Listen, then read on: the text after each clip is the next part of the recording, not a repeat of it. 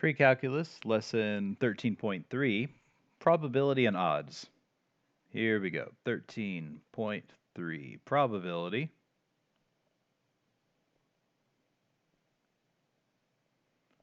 and odds. So with probability, we're usually talking about probability of success, though there can also be probability of failure. So probability of success, probability of success, we could notate as P of S, like that, where the S, oftentimes we don't use an S, we use whatever it is that we're after. So if, like, for example, we're saying, what's the probability of winning the prize? We could put something like P and in parentheses winning the prize. All right, so the parentheses goes in whatever, what goes in the parentheses is oftentimes whatever it is that we are defining as a success. In this case, sorry about these pop-ups, I rebooted because my recording software wasn't capturing this window correctly and I couldn't get it to work, so I ended up just switching to record my entire desktop, but then it means you get like pop-ups in the bottom right, and because I just rebooted, there's some extra things coming up. All right, probability of success would be number of successes divided by number of possible outcomes.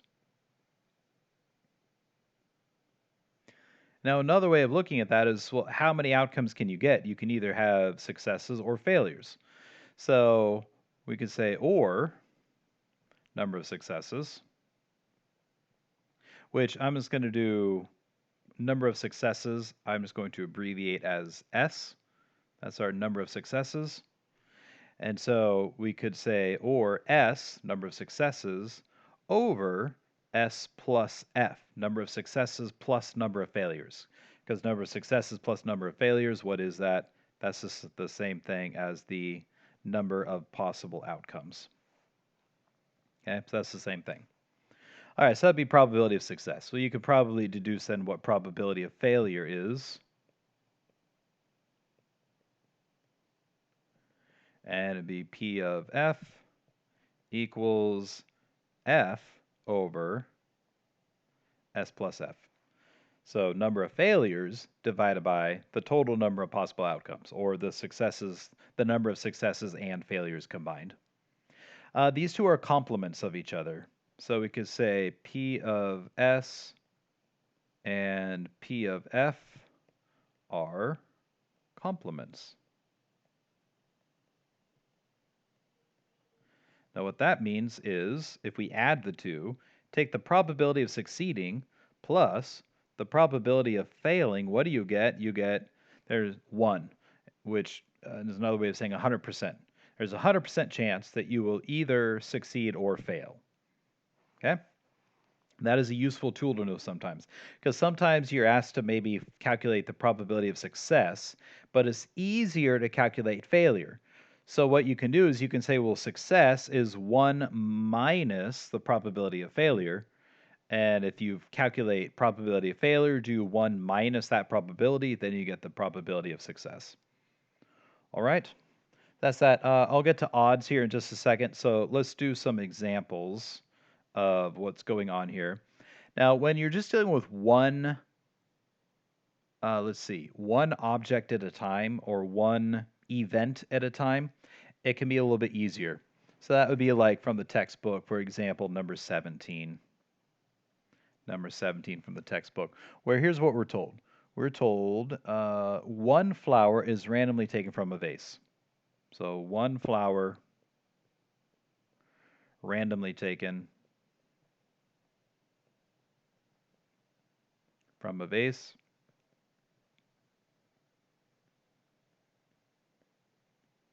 That has 5 red flowers. And let's see what else we have here. 2 white and 3 pink.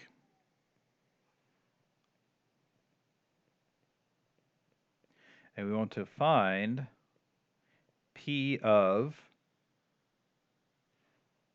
red.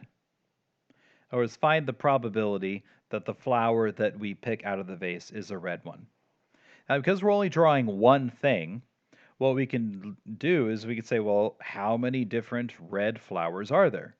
Well, there are 5 red flowers divided by, so we can say P of red, number of red flowers, that'd be the number of successes, because you can pull, a success would be pulling any one of the red 5 flowers out. Okay? So there are 5 of those, and then total number of possible outcomes, 5, 6, 7, 8, 9, 10. So out of 10 possible outcomes, which we reduce to be 1/2, and there is our answer. Okay? So stuff like that is what you're going to deal with when you are doing one event at a time. In this case, we are or drawing or picking one object at a time. It gets a little bit more involved when you have 2 or more objects that you're dealing with at a time, or 2 or more events at a time. So that would be something like this. I'm going to go with, that's odds. Yeah. So Jacob, this is number 21. Number 21. We have Jacob has 10 rap. These are types of CDs. 10 rap, 18 rock, 8 country, and 4 pop CDs. I know CDs are so last decade, or 2 decades ago, kind of. Okay. Find P of 2 pop. So find the probability that he draws 2 pop CDs. Now, let's just say his pop CDs are pop 1, pop 2, pop 3, and pop 4. Okay? What would be a success is that he reaches into, let's just say, figuratively speaking, as a bag of CDs. He reaches it. A success would be that he grabs pop 1 and pop 2. Oh, but a success is also he grabs pop 1 and 3. Also a success is he grabs pop 1 and 4. But a success is also he grabs pop 2 and 3. So what are we dealing with here? We're dealing with combinations. So in this case, the number of successes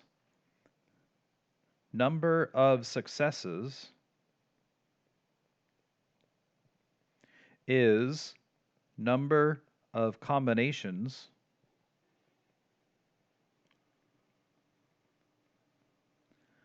of the 4 pop CDs taken 2 at a time. Okay. Then the number of total outcomes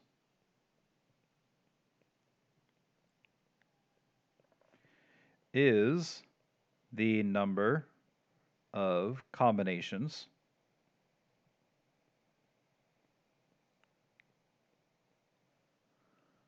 of all, how many are there here?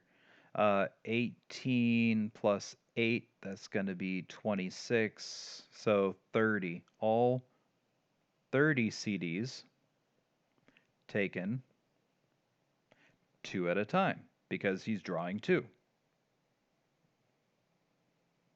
Now, as he find the number of combinations of 30 objects taken 2 at a time, that's the total number of different ways that he can get a group of 2 CDs out of all of these different CDs. But we want, in particular, success to be the total number of different ways he can get just 2 pop CDs.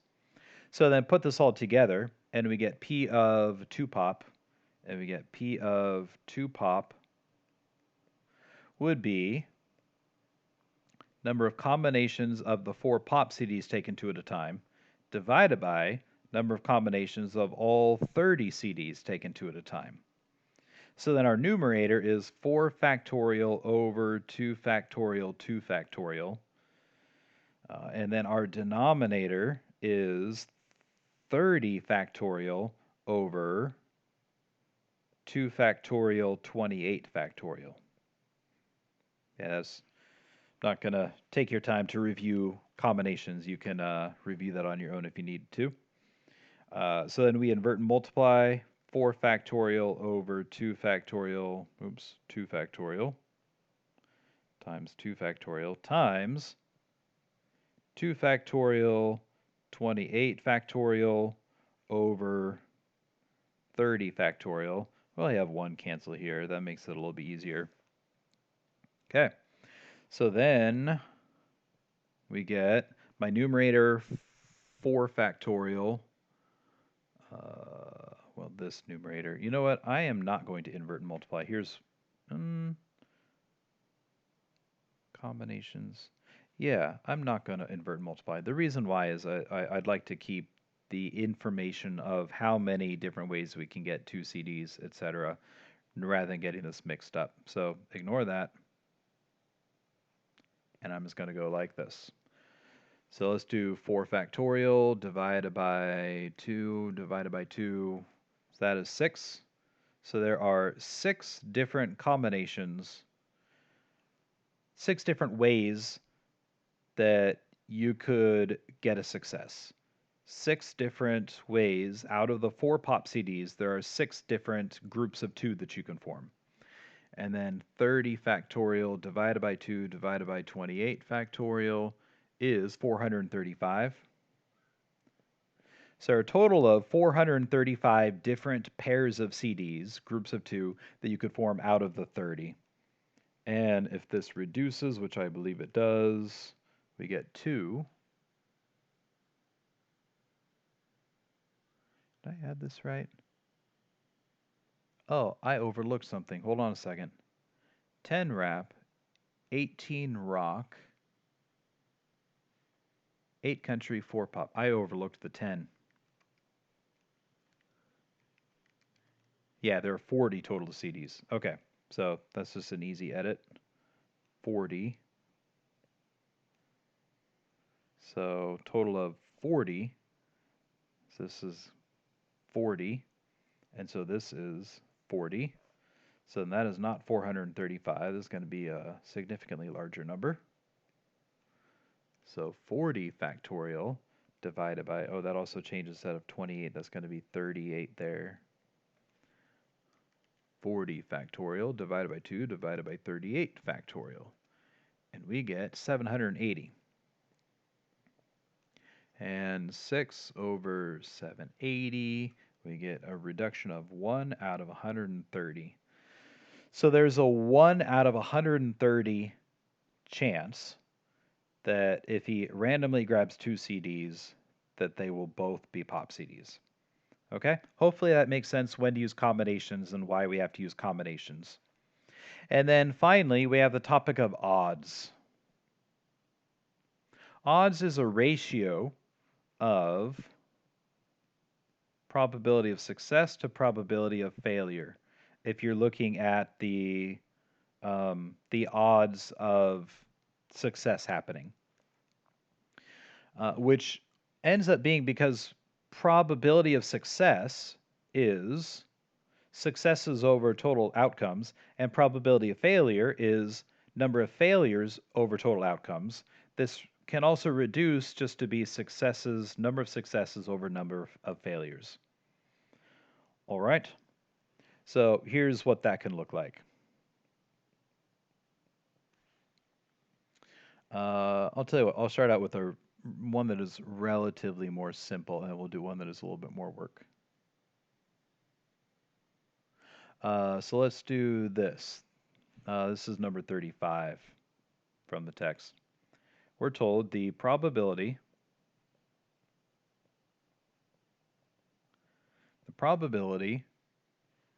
of being accepted to attend, I'm slightly rewording here, a certain university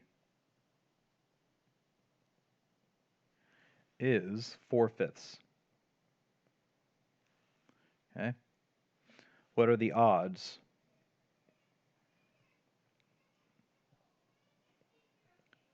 What are the odds of being accepted?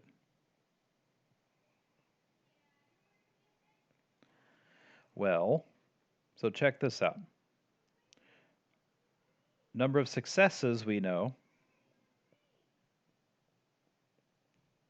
we could say that in this context, number of successes is 4 because the probability is 4/5. So the number of possible outcomes, number of possible outcomes, we could say is 5, right? Because that's our denominator. Well, what does that mean about the number of failures? Number of failures then is total outcomes minus successes, which is 1. So therefore the odds of succeeding are 4 successes for every 1 failure. And leave it as fraction. I know 4 over 1 would usually reduce to 4, but in this context it makes more sense to leave it as 4 over 1. Because what we're saying is for every 4 successes there would be 1 failure. All right, that would be like if we related this to shooting free throws in basketball. If a basketball player has an 80% free throw percentage, then what that means in odds, it would be 4-1. In other words, statistically, for every 4 free throws he makes, he misses 1. For every 4 he makes, he misses 1. Odds 4-1, probability 4/5 or 80%. All right. And one more odds example, one that is a little bit more involved, kind of like, it's going to be used it's going to use stuff like combinations. And I was going to do number 32. And with this one, here's what we're told. We have 27 students.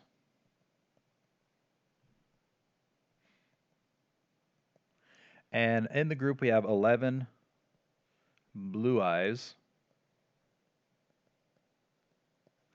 13 brown eyes,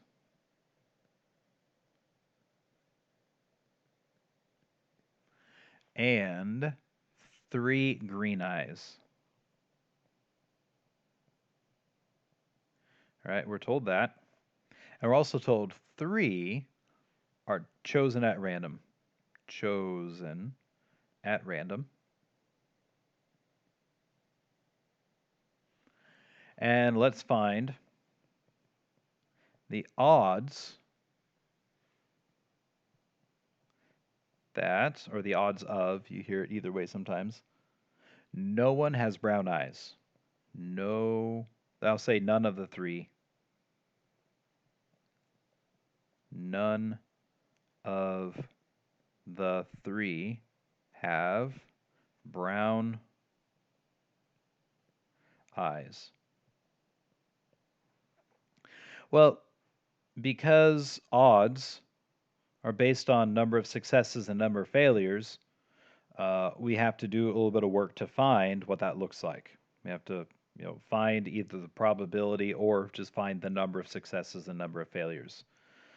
So I feel for like first finding the number of successes. So let's start out finding first P of no brown eyes. I feel like finding that because it's going to tell me the number of total possible outcomes. Well, probability, once I find the probability of success, it's easy to find the probability of failure because I can do 1 minus that to get my probability of failure, which is my denominator here. So this is going to be the number of groups of 3 that we can form of students who do not have brown eyes. So it's going to be combinations of how many non-brown-eyed students do we have? Well, there are 11, 12, 13, 14. 14 non, or let's see, without brown eyes, comma, and we're grabbing 3 of them. And then we're going to divide that by the total number of possible outcomes, combination of, let's see, 13, 24, 25, 26, 27, 27. Oh, yeah, we were given that there. I forgot. 27 total students taken 3 at a time.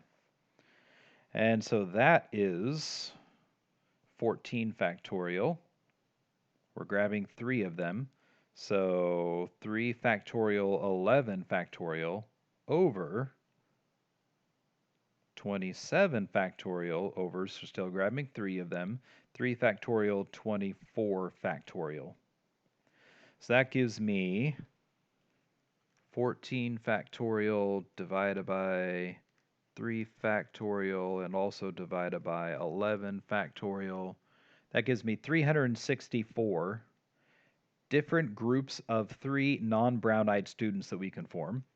And then 27 factorial divided by 3 factorial divided by 24 factorial gives me 2,925 total groups of 3 that we can form. So then my probability of failure, now I could have just said, all right, how many different groups of 3 can I form of students without?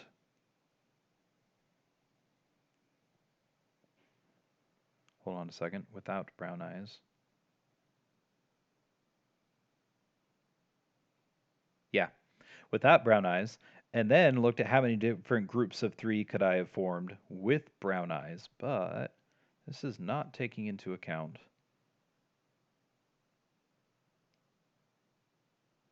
the, like, what if 2 of them have brown eyes and 1 of them doesn't? That doesn't quite fit into the probability of nobody having brown eyes, nor does it fit into the probability of everybody having brown eyes. So this approach is best of saying, well, let's just start out finding what's the probability that nobody has brown eyes, and then we can find the probability of failure from that by doing 1 minus 364 over 2925, and that gives us, let's see, well, what's 2925? 2925 minus 364, that gives us 2561 over 2925. So then the odds would be my success numerator, 364, over my failure numerator, 2561. And let's see if that reduces 2561. That reduces to 28 over 197.